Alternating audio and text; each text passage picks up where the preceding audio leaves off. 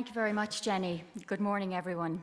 I'd like to just begin by thanking the organisers of this ISPCAN conference for their invitation to me to speak and address you today. There were days in the last week I've been regretting this, but anyway, here I am, and I hope that what I have to share with you might be interesting and helpful. My interest in the subject matter of this paper arose from my clinical experience as a systemic psychotherapist and as a social worker who's worked for many years both with victims of sexual abuse and with perpetrators of sexual violence. More specifically, my interest in Roman Catholic clergy who had perpetrated child sexual offences developed when I, along with two colleagues, set up a community-based treatment programme for child sex offenders in Ireland in 1996. From its inception, the treatment facility attracted a number of Roman Catholic clergy for treatment for sexually abusive behaviour. Apart from offering treatment, I became interested in a number of issues. First, I wanted to understand how priests and religious brothers who were attending the treatment centre made sense of their own lives as they looked back with hindsight. I was also interested in discovering how these men understood those aspects of their lives that had given way to their sexual offending.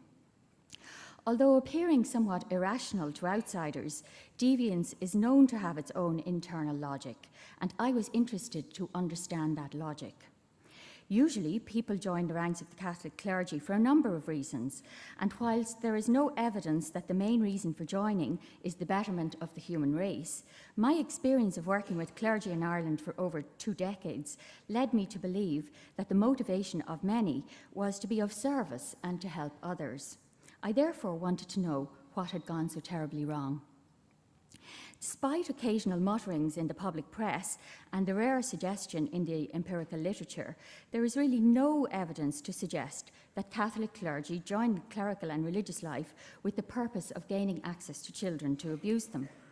In fact, the most comprehensive research ever carried out on sexual abuse by Catholic clergy, conducted by researchers in the John Jay Institute in New York, they report that whatever else formed the priest's motivation for joining, gaining access to abused children was not part of it.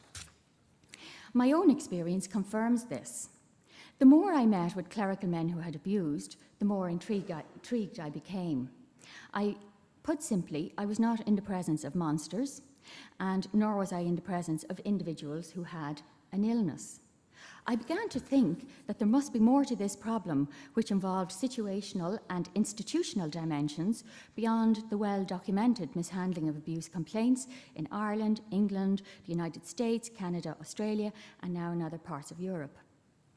From the early days of my involvement with clerical men who had sexually abused minors, I realised that as well as their offending, there was another dimension to the abuse problem: the handling of abuse complaints by Catholic hierarchy. This has become apparent in almost every country in the world in which sexual abuse by clergy has been reported.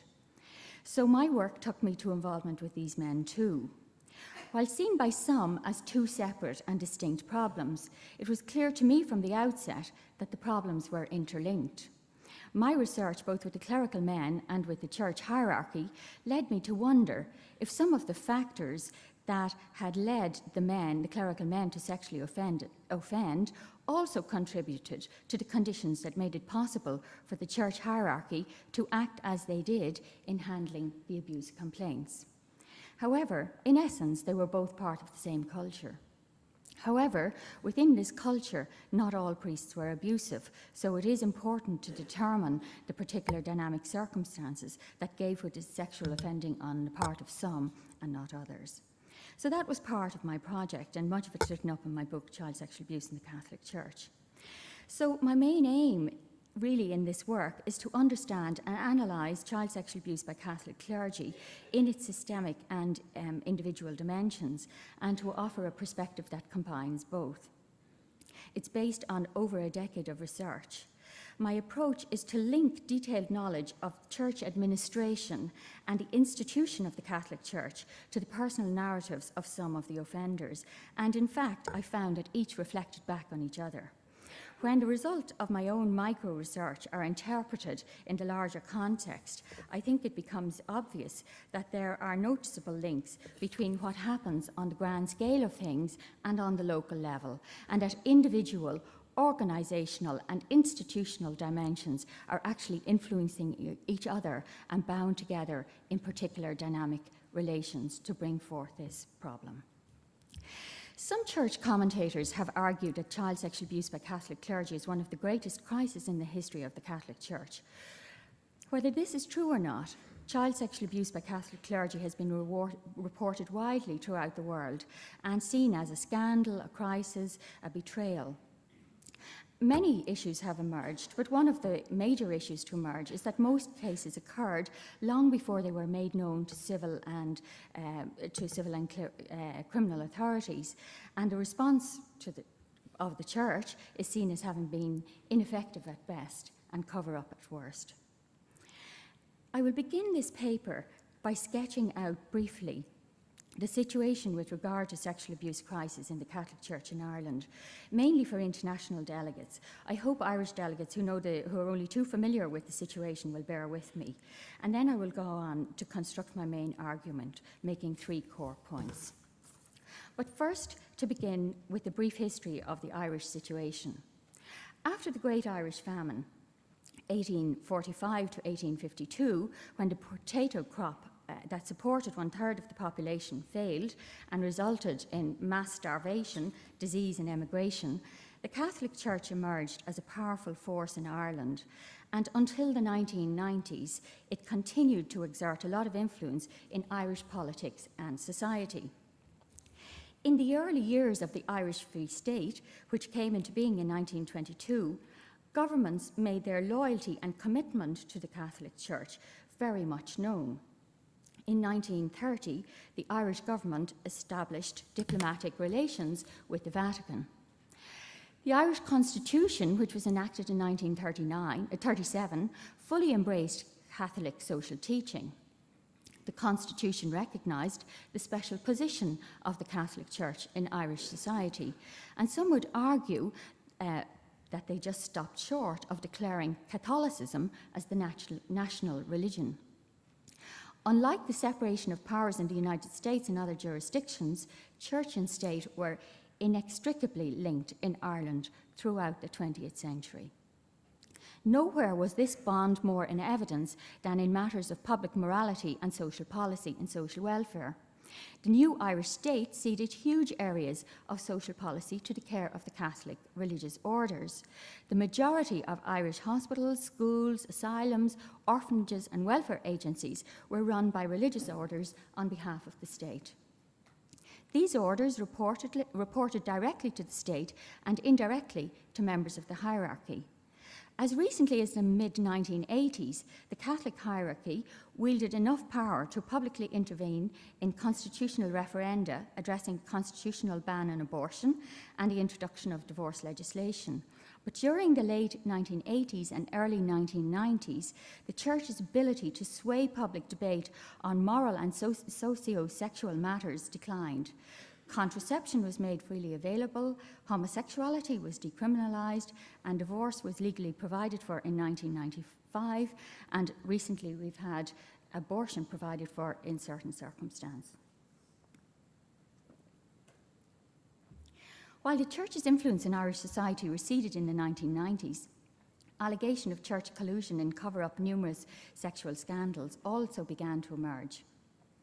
And since 1995, the Church in Ireland has been beset by scandals that reveal, in a way, historic and systemic problems, some involving minors, some involving the sexual behaviour of priests and of bishops, some of whom were married, fathered children, and so on. And as all of this began to emerge, the Catholic Church in Ireland began to lose its moral authority. Famous cases are the bishop who had fathered a child and neglected that child, if you like. The allegation was neglected the woman and child for many years. The priest, singing priest, who fathered children and lived with his housekeeper effectively as his wife. The Irish priest who was found dead in a gay sauna. All of this began in the 90s to highlight or bring into question for the Irish public what was beginning to appear like the moral contradictions embodied by these affairs. And the moral contradictions embodied in the practices of the ordained and consecrated members of the Catholic Church in Ireland, who were in effect the moral arbiters. So these scandals, however, were dwarfed really by the emerging revelations of the sexual abuse in the Catholic diocese by Catholic clergy, and that in a way was dwarfed by comparison with the revelations of abuse that emerged, the thousands and thousands of Irish children who were in reformatory and industrial schools run by the religious orders on behalf of the Irish state. So for the 90s and the 2000s, Ireland has effectively been convulsed with the problem of sexual abuse in the Catholic Church. For international guests, to remind you that it also led to the fall of our government in 1995, when it was discovered that a priest called Brendan Smith, who had been charged with child sexual offences in the Republic, was wanted in the north of Ireland, and an extradition order for his return to Northern Ireland had been ignored or neglected, we'll call it, by the Irish Attorney General, and it led to the collapse of the government and the resignation of the Taoiseach. And like in many other jurisdictions, television programmes in the 90s and the work of investigative journalists helped to focus the attention on the clerical abuse situation. They gave voice to adult survivors who provided testimony of their experience, and so like in the United States and Australia and Canada, this was part of the scenario. Now, the sexual abuse of children by Catholic clergy has therefore had profound effect on Irish culture and society. However, it was in 2011, following the publication of several government reports, government-appointed commission reports into sexual abuse by Catholic clergy, that the relational dynamics between the Catholic Church, the Irish state, reached an all-low, and this time it involved the Vatican. I've always had the position that once I started to investigate this problem, I believe that the Vatican is absolutely implicated in this problem globally. So anyway, in 2011, we reached a new low in Ireland. In a radical break with his usually composed presentation, the Taoiseach, Mr. Enda Kenny, gave expression to an anger that had perhaps been brewing for generations. And it was the failures of the Catholic Church in dealing with the abuse of children that was the straw that would effectively break the camel's back and seriously undermine the power, authority and respect of the Catholic Church in Ireland. Now, the clergy abuse situation in Ireland is often seen as unique, in part because of the close relationship between the Irish Church and the new Irish state, which was founded in 1922. It's also thought to be unique since Irish surnames of the Irish diaspora, some of whom are priests and bishops in the United States, Canada and Australia, have also been listed in the abuse cases in those countries.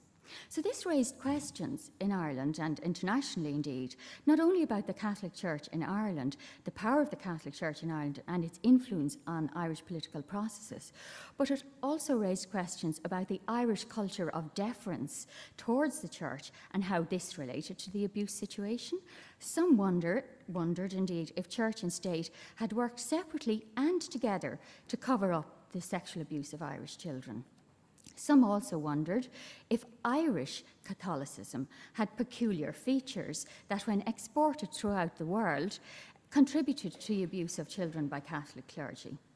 As a monocultural society, rendering Ireland the most Catholic country in the world by some scholars, the Catholic Church, once considered the ultimate arbiter of morality, has now found itself on the margins of influence of Irish public life, and that is where we are today.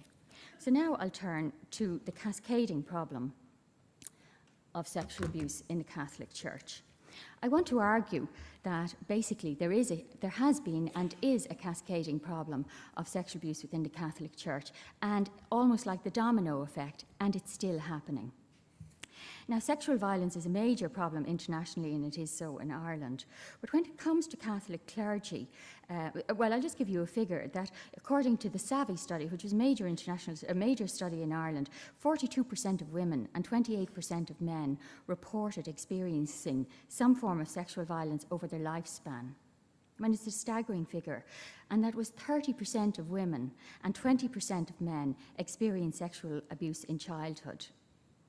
Now, of those who are now adults, Roman Catholic clergy were the perpetrators in about 4% of cases. So you can see that we've a lot more sexual abuse and sexual violence going on in this country than that which is perpetrated by the Catholic clergy. At the same time, it is an area that is worthy of study.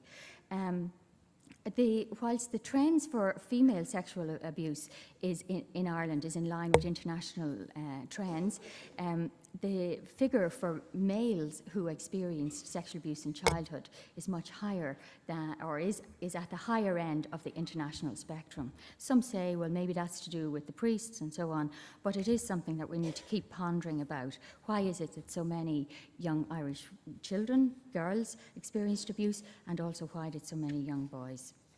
Interestingly, the figure for overall, studies around the world that have said, what is the proportion of Catholic clergy who are known to have abused minors?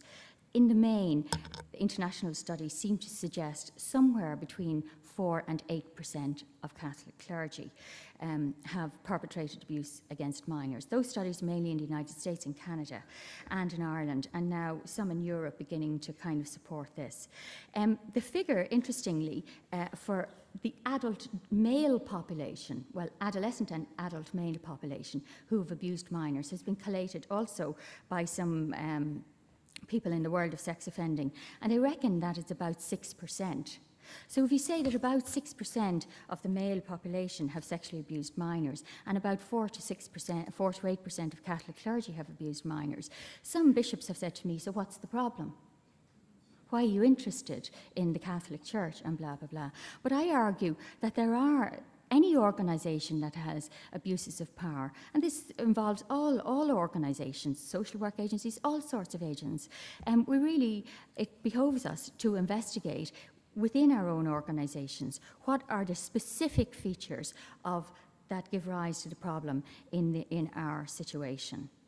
And it's for those reasons that I have really stayed with, if you like, my investigations into the Catholic Church. And there's another problem that's coming very fast down the track. How many Catholic clergy have engaged in boundary violations with adults is unknown, but some studies have put that at 25 to 35%. So if you combine the sexual abuse of the minors and the boundary violations with the adults, we really have quite a significant problem of sexual acting out by Catholic clergy. So what does this all mean? How are we to understand this problem? Well, I argue that it's a feature of many areas of academic study that certain perspectives, theories and methods dominate, whilst others are neglected or excluded. And this is certainly true in relation to the scholarly and public media analysis of child sexual abuse within the Catholic Church. Much scholarly work focuses on the assumed psychopathology of the perpetrator, and more popular writing and government-commissioned work often focuses on the failures of individuals who are in positions of authority in relation to their handling of abuse complaints. Sometimes against a background of maybe organisational factors, but I argue that really I don't think it gets us very far to think about just the individual, that we really must get beyond and think broader, that every instance of abuse has an individual, an organisational, local organisational, and institutional, global institutional perspective. And so that's really what I've been on about. And in helping me think about it in this way in relation to the Catholic Church, I began to identify 3 key questions from the work of Howard Becker. And I was asking myself, okay, so what kind of an organisation could accommodate a part like this, i.e. a group of abusive clergy? What would the rest of the organisation have to be like for its members to behave like this? And what would the whole story of the workings of this organisation have to be for this step to occur, i.e. the bishops to act in the way that they did, both the abuse and the response to it? So I'm never far from those questions. And in trying to answer them, I have come to a number of conclusions about sexual abuse in the Catholic clergy.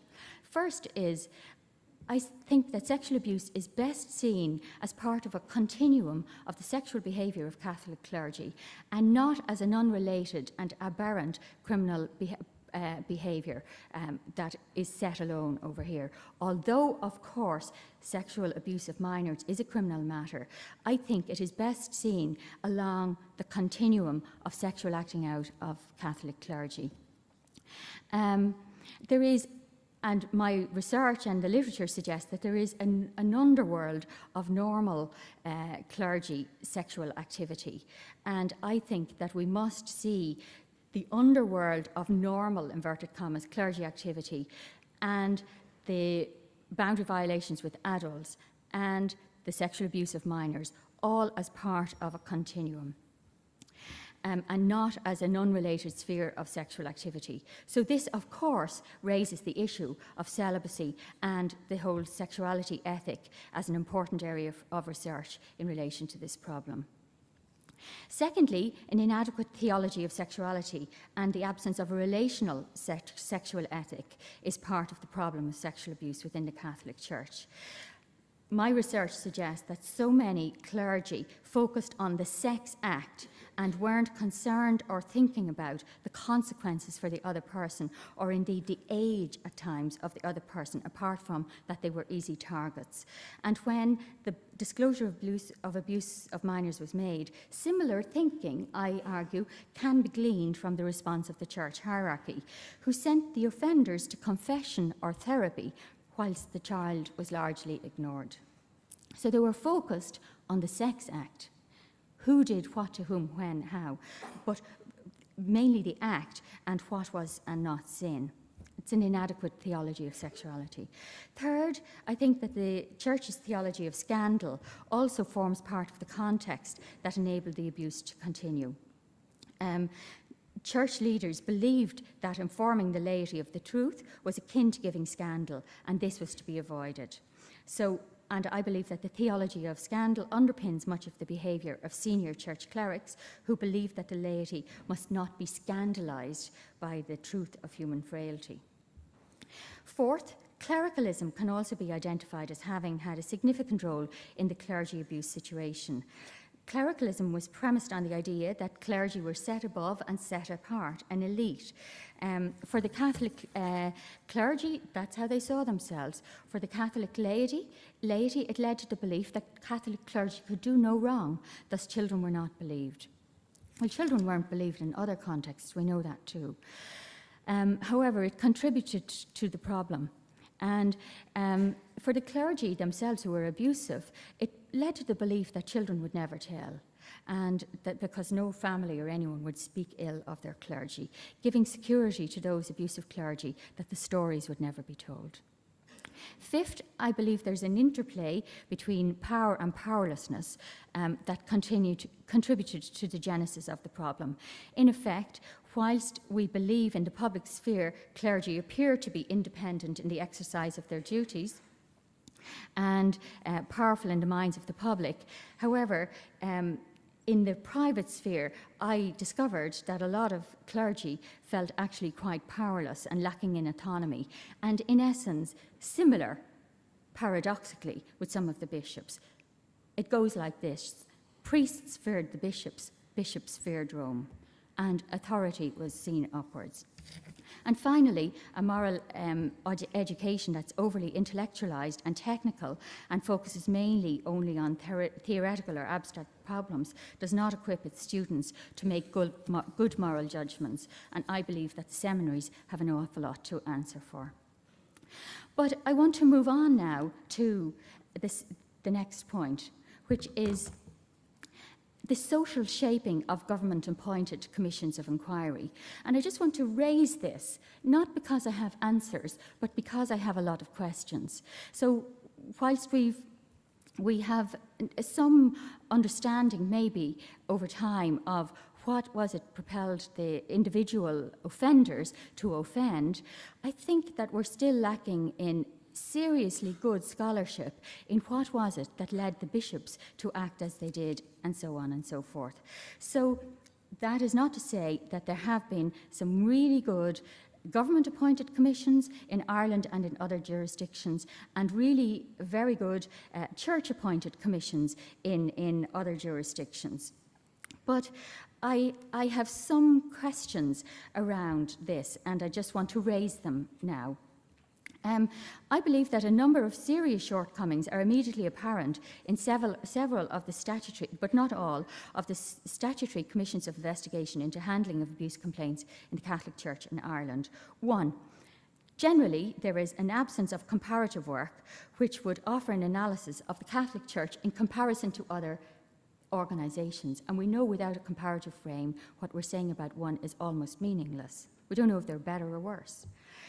The reports of the Commission of Investigation are mainly ahistorical and lacking in sociological and anthropological analysis. The Ryan report into the institutions is one exception to that.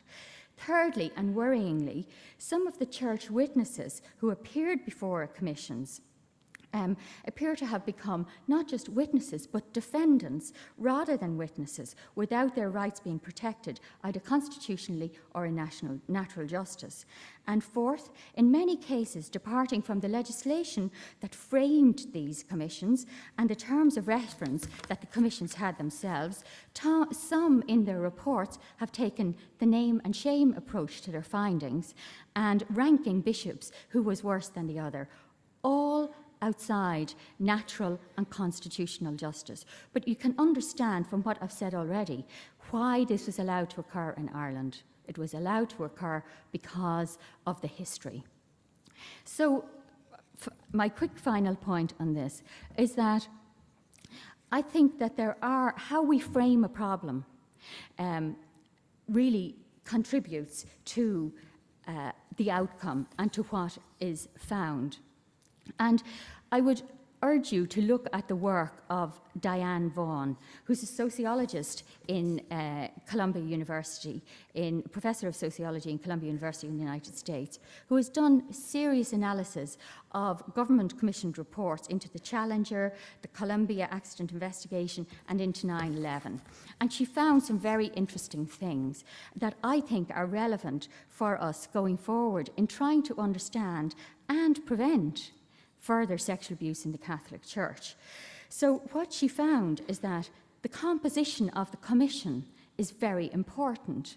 And I would argue that really here on in, commissions of investigation into complex matters like this must be multidisciplinary, with all disciplines represented: social work, sociology, anthropology, law, and so on and so forth. Secondly, she found that the conversations in the early days of commission composition were key to framing, and they were off the record often, and she got access to them, but they were key to framing how the commission would go about its work and how basically what was going to be looked for and so on. And she also found that there were different templates that became operational. But I want to argue, and I just make this point, that a comparative sociological frame with an organisational system failure causal model that encompasses individual, organisational and institutional dimensions is the model that I believe will produce learned and rigorous findings without violation of human rights or of social justice on the tail end. Now, my final point is relation to how to go forward. I think that I've just a couple of suggestions for church and state, if I may be so bold. I think that the Catholic Church in Ireland certainly needs to be less self-congratulatory in how it has even become more harsh, if you like, than the state in its child protection policies, and in taking a very regulatory, monitoring position, they say we're even doing better. We're leading the charge and teaching the state almost how to do it. I think that they need to leave child protection. Well, child protection is a job for all of us, but rather controversially, I'm going to argue that I think child protection is at the forensic end is the job for the police, and that social science and social workers, that we ought to be involved in family support and family welfare and all of that. And that certainly for the Catholic Church, they ought to, of course, have child protection policies and all the rest of it, but give it back to the state and take themselves to more important endeavours. One, an in-depth analysis of the problem in all its systemic dimensions. Put victims at the centre of its entire responses. In stop silencing clergy who are trying to do the right thing.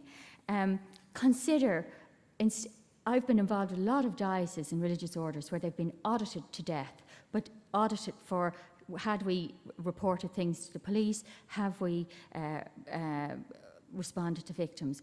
I think that there ought to be restorative audits now on all dioceses. Every file ought to be gone through with a restorative justice eye. Is there any way that we can help all of the individuals in these sad and sorry stories to find some kind of healing through restorative methods?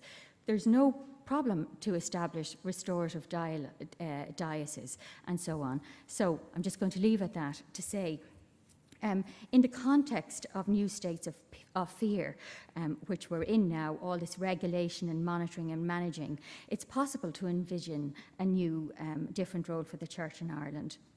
Central message of Christianity is one of hope, and I think that by considering restorative justice methods, I think that there may well be possibilities for the Church to find a new place in Ireland. Thank you very much.